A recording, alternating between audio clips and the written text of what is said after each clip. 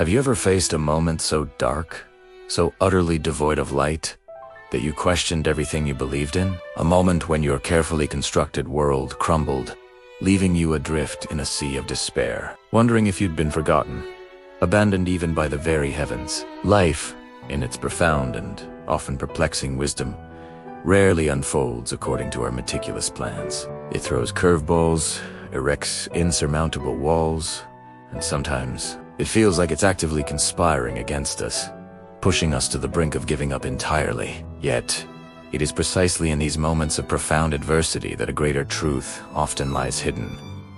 A truth about resilience, about faith, and about a divine plan that transcends our limited understanding.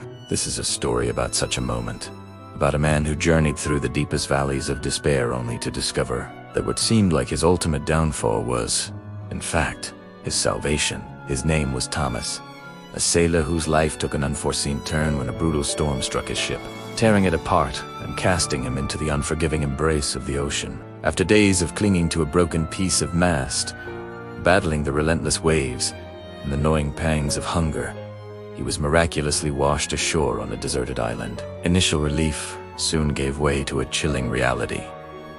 He was alone, utterly, completely alone. Days bled into weeks, weeks into months. Thomas, a man of profound faith, prayed. He pleaded for rescue, for a sign, for any indication that he hadn't been forsaken. He scoured the horizon daily, his heart leaping at every distant cloud that might resemble a sail, only to sink back into the heavy trough of disappointment. Each unanswered prayer chipped away at his spirit, leaving behind a bitter residue of doubt. "Where are you, God?" he would whisper to the vast, indifferent sky.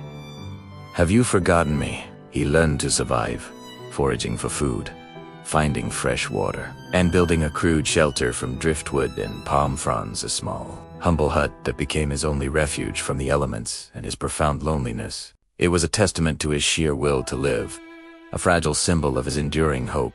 However dim it had become, he poured his remaining energy into making it as sturdy as possible, a tiny bastion against the overwhelming wilderness. Then, one fateful evening, a spark from his cooking fire, fanned by an unexpected gust of wind, landed on the dry palm fronds of his hut. In moments, the small structure was engulfed in flames. Thomas watched in horror, his heart shattering into a million pieces. His shelter, his only possession, his last vestige of comfort and security, was reduced to ashes before his eyes. Utterly devastated, he collapsed onto the sand, tears streaming down his face, not just for the loss of his hut, but for the loss of all hope.